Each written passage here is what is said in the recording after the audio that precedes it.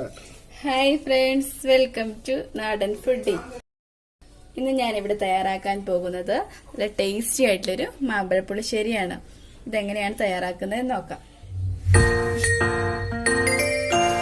നമ്മുടെ മാമ്പഴ പുളിശ്ശേരി തയ്യാറാക്കാൻ ആവശ്യമായ ഇൻഗ്രീഡിയൻസ് എന്തൊക്കെയാണെന്ന് വെച്ചിട്ടുണ്ടെങ്കിൽ, മാമ്പഴം വേണം. ഞാനിവിടെ 4 മാമ്പഴം എടുത്തിട്ടുണ്ട്. ശരിക്കും ഈ വലുപ്പത്തിലുള്ള മാമ്പഴമാണ് മാമ്പഴ പുളിശ്ശേരി തയ്യാറാക്കുന്നതിനായി സാധാരണയായിട്ട് എടുക്കുന്നത്. പക്ഷെ എനിക്ക് ഈ ഒരെണ്ണം മാത്രമാണ് ചെറിയ മാമ്പഴമായിട്ടുള്ളൂ. ബാക്കി എല്ലാം ഒരു അത്യാവശ്യം വലുപ്പമുള്ള മാമ്പഴങ്ങളാണ് എടുത്തിരിക്കുന്നത്. നിങ്ങളുടെ കയ്യിൽ ചെറിയ മാമ്പഴം ഉണ്ടെങ്കിൽ അതായിരിക്കും ഏറ്റവും നല്ലത്. ഇതൊക്കെ ഈ മാമ്പഴം നമ്മുടെ വീട്ടിൽ തന്നെ ഉണ്ടായതാണ് കേട്ടോ. പിന്നെ തൈര് ഞാൻ 1 കപ്പ് എടുത്തിട്ടുണ്ട്. പിന്നെ അരപ്പ് തയ്യാറാക്കാനായിട്ട് 1 കപ്പ് തേങ്ങായും പിന്നെ ഒരു 1/4 ടീസ്പൂൺ ജീരകവും 4 കാന്താരിമുളകും എടുത്തിട്ടുണ്ട്. ഈ കാന്താരിമുളക് അരയ്ക്കുവാണെങ്കിൽ നല്ല ടേസ്റ്റ് ആയിരിക്കും. ഇനിയിപ്പോൾ ഇല്ലേലും കുഴപ്പമില്ല.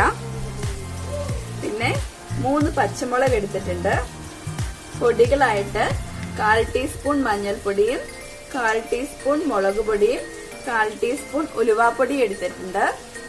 കടുക് പൊട്ടിക്കാനായിട്ട് കുറച്ച് എണ്ണയും 1/2 ടീസ്പൂൺ കടുകും 4 വറ്റൽമുളകും എടുത്തിട്ടുണ്ട്. പിന്നെ കുറച്ച് ശർക്കരയും എടുത്തിട്ടുണ്ട്. ഇത്രയും ഇൻഗ്രീഡിയൻസ് ആണ് നമ്മുടെ മാമ്പഴ പുളിശ്ശേരിക്ക് ആവശ്യമായിട്ടുള്ളത്. പിന്നെ ഉപ്പിന്റെ കാര്യവും വെള്ളത്തിന്റെ കാര്യവും ഞാൻ പറഞ്ഞില്ല, അതും അത്യാവശ്യമാണ് കേട്ടോ.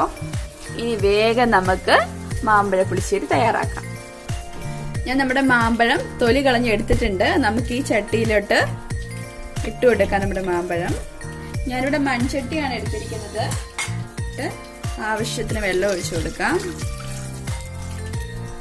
പിന്നെ കുറച്ച് ഉപ്പിട്ട് കൊടുക്കാം. ഉപ്പിന് അളവില്ല കേട്ടോ, അത് ഓരോരുത്തരുടെ ടേസ്റ്റ് അനുസരിച്ച്. എടുത്തു വെച്ചിരിക്കുന്ന 1/4 ടീസ്പൂൺ മഞ്ഞൾപ്പൊടി ഇട്ട് കൊടുത്ത് നമുക്ക് നമ്മുടെ മാമ്പഴം ഒന്ന് വേവിച്ചെടുക്കാം. നമ്മുടെ 3 പച്ചമുളക് ഇതിലേക്ക് ഇട്ട് കൊടുക്കാം. പിന്നെ കറിവേപ്പിലയുടെ കാര്യം പറഞ്ഞില്ലായിരുന്നു, കറിവേപ്പില ആവശ്യമാണ്. കറിവേപ്പില ഞാൻ ഇതിലേക്ക് ഇട്ട് കൊടുത്തിട്ടുണ്ട്. ഒത്തിരി സമയമൊന്നും വേണ്ട മാമ്പഴം വേകാൻ, ഒരു 5-10 മിനിറ്റ് മാക്സിമം മതിയായിരിക്കും. ഈ മാങ്ങാപ്പഴം വേകുന്ന സമയത്ത് നമുക്ക് ഇതിനാവശ്യമായിട്ടുള്ള തേങ്ങ അരച്ചുകൊണ്ട് വരാം.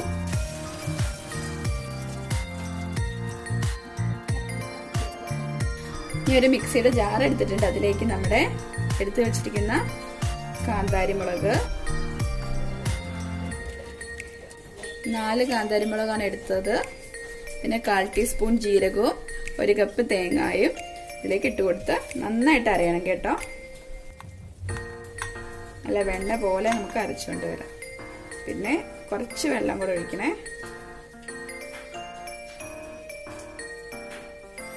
നമുക്ക് നന്നായിട്ടൊന്ന് അരച്ചുകൊണ്ട് വരാം. ഏകദേശം 10 മിനിറ്റ് ആയിട്ടുണ്ട്. നമുക്ക് തീ ഒന്ന് കുറയ്ക്കാം. എന്നിട്ട്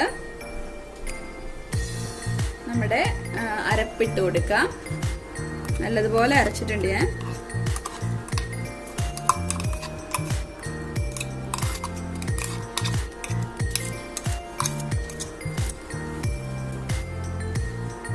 ഇനി ഈ ജാറിലേക്ക് നമുക്ക് കുറച്ച് ചൂടുവെള്ളം ഒഴിച്ചിട്ട് ഒന്ന് എടുക്കാം. ജാറിൽ പറ്റി പിടിച്ചിരിക്കുന്ന അരപ്പും കൂടെ നമുക്ക് ഇതിലേക്ക് ഒഴിച്ചു കൊടുക്കാം.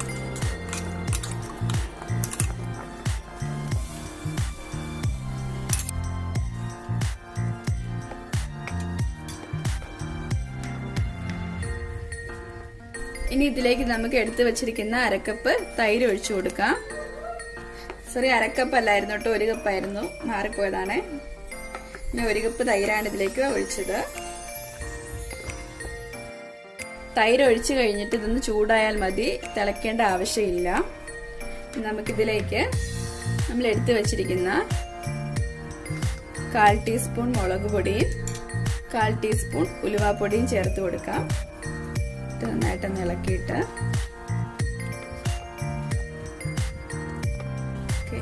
പിന്നെ നമ്മൾ എടുത്തു വെച്ചിരുന്ന കുറച്ച് ശർക്കര ഇതിൻ്റെ കൂടെ ചേർത്ത് കൊടുക്കാം. ആ തൈരിന്റെ പുളിയൊക്കെ ഒന്ന് സെറ്റാകാൻ വേണ്ടിയാണ് നമ്മൾ കുറച്ച് ശർക്കര ചേർത്ത് കൊടുക്കുന്നത്. നല്ലൊരു ടേസ്റ്റ് ആയിരിക്കും. അപ്പം നല്ലപോലെ ചൂടായിട്ടുണ്ട്. നമുക്ക് സ്റ്റൗ ഓഫ് ചെയ്യാം. എന്നിട്ട് കടുക് താളിക്കാം. ഞാൻ അപ്പുറത്തെ സ്റ്റൗവിലോട്ട് മാറ്റി വയ്ക്കുകയാണ്. ചെറിയൊരു പാൻ വെച്ചു. പാൻ ചൂടായി വരുമ്പോൾ നമുക്ക് കുറച്ച് എണ്ണ ഒഴിച്ചു കൊടുക്കാം. എണ്ണ ചൂടായിട്ട് വരുമ്പോഴേക്കും നമുക്കിതിലേക്ക് കടുക് ഇട്ട് കൊടുക്കാം.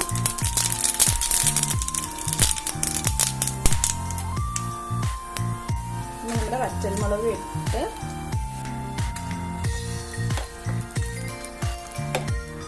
സ്റ്റവ് ഓഫ് ചെയ്യാം. ഇപ്പം കടുക് പൊടിച്ച് ഇതിലേക്ക് ഒഴിച്ചു കൊടുക്കുകയാണ്.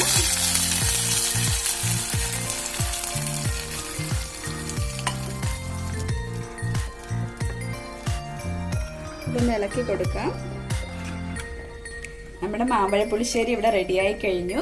നല്ല ടേസ്റ്റി ആയിട്ടുള്ള കറിയാണിത്. നിങ്ങൾ എല്ലാവരും ഇത് വീട്ടിൽ ട്രൈ ചെയ്യണം. ഇപ്പം മാമ്പഴക്കാലമൊക്കെ ആയതുകൊണ്ട് നമ്മുടെ വീടുകളിലെല്ലാം മാമ്പഴം കാണും. അപ്പം നിങ്ങൾക്ക് ഈ മാമ്പഴ പുളിശ്ശേരി ഇഷ്ടമായിട്ടുണ്ടെങ്കിൽ ലൈക്ക് ചെയ്യാൻ മറക്കരുത്.